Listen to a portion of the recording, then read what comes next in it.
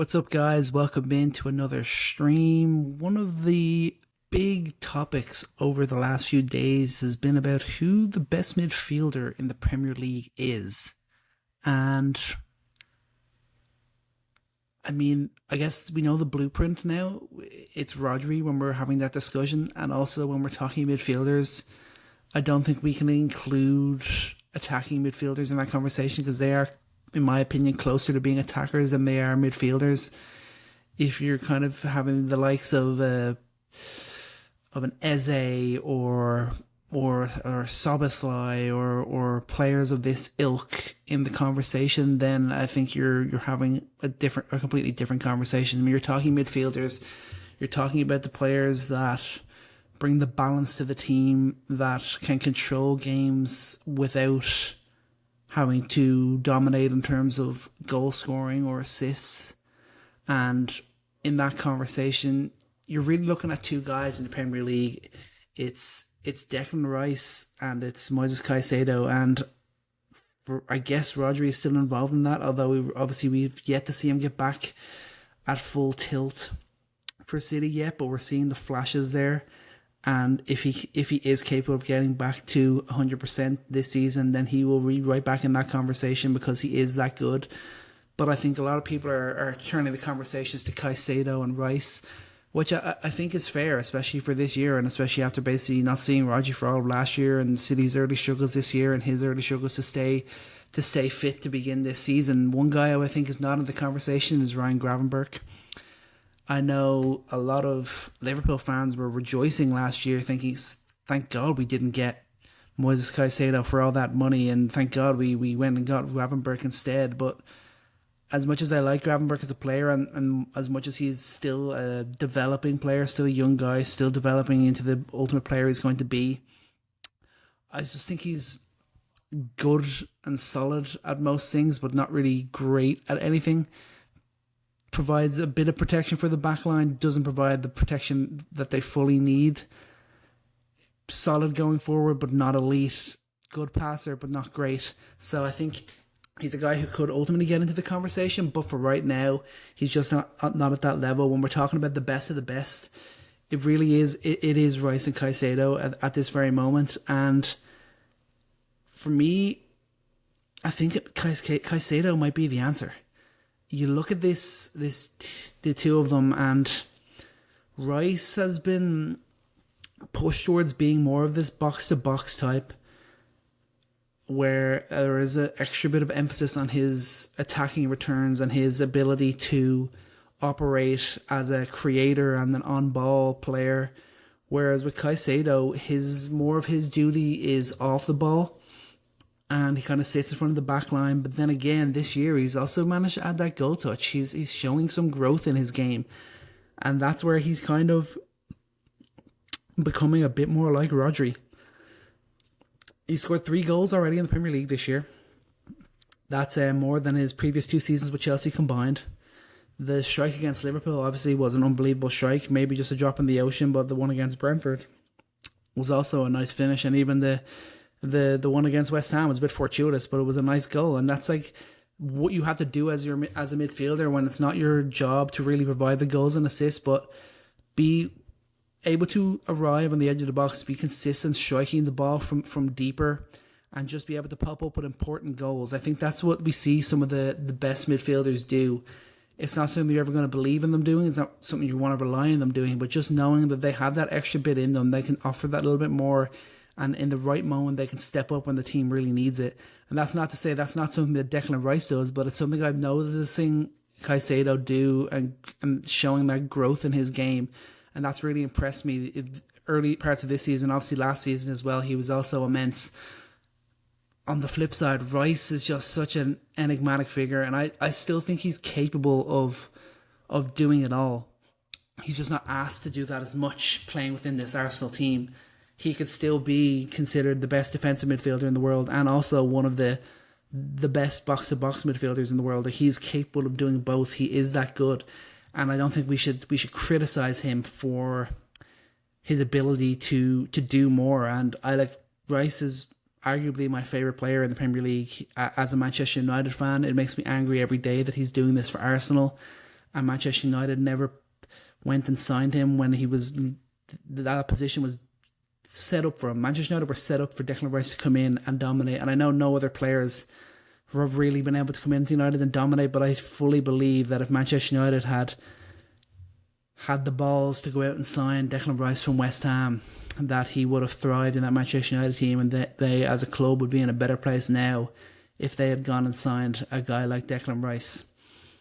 His ability to carry the ball is impressive. He's just got that extra bit of athleticism, the extra bit of size. It makes him just that little bit more of an intimidating presence compared to a Caicedo, similar to kind of the levels that we see from Rodri.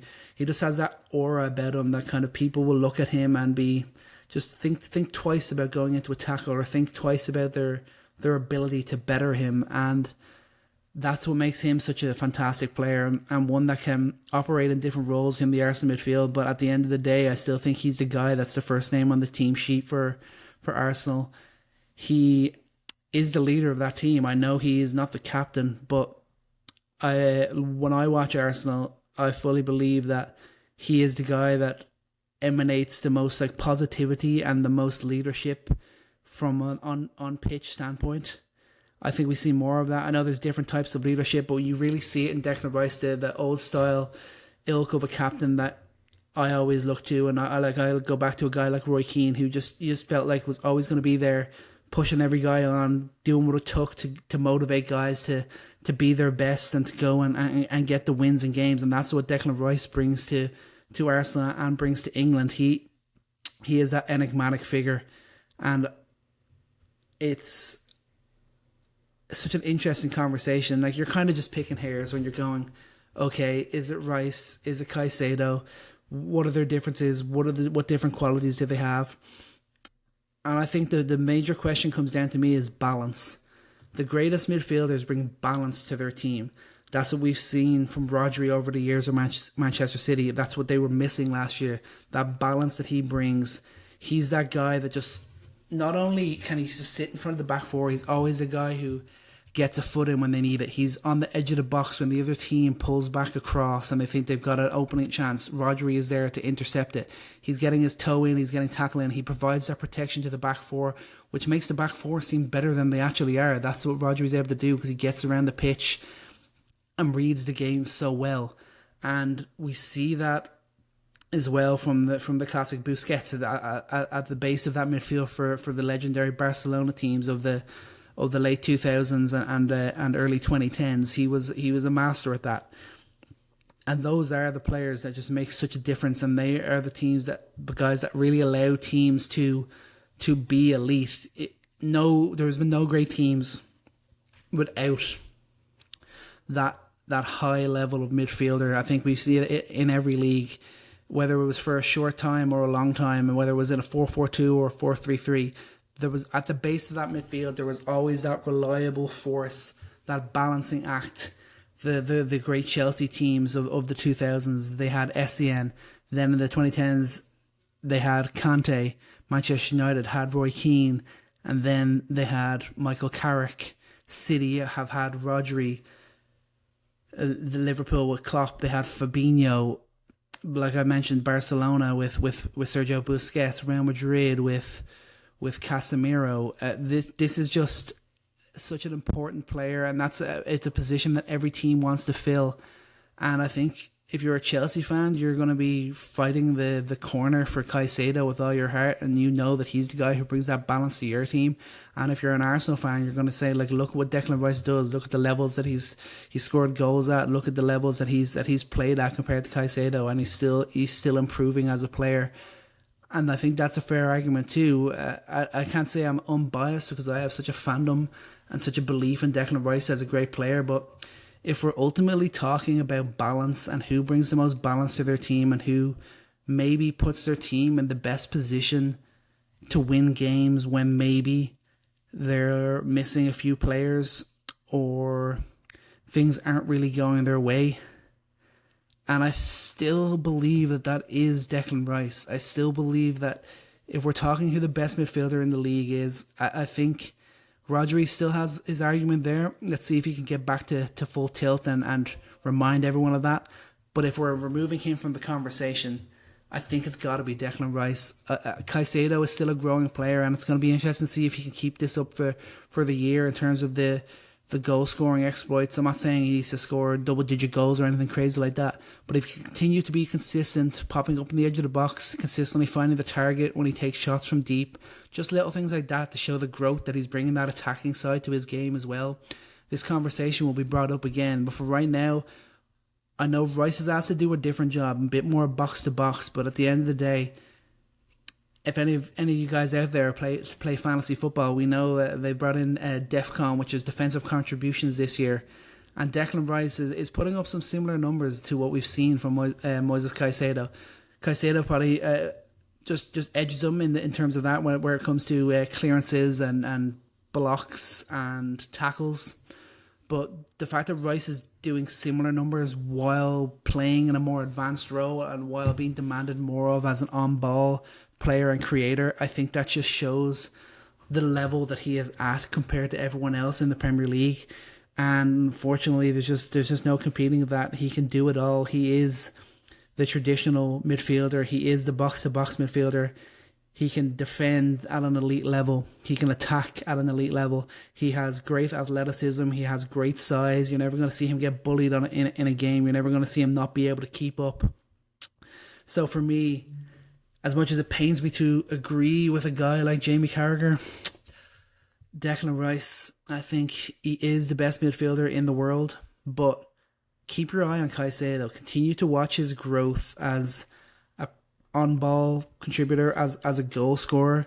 Continue to keep an eye on that because his growth has been impressive already this year. Still such a young player.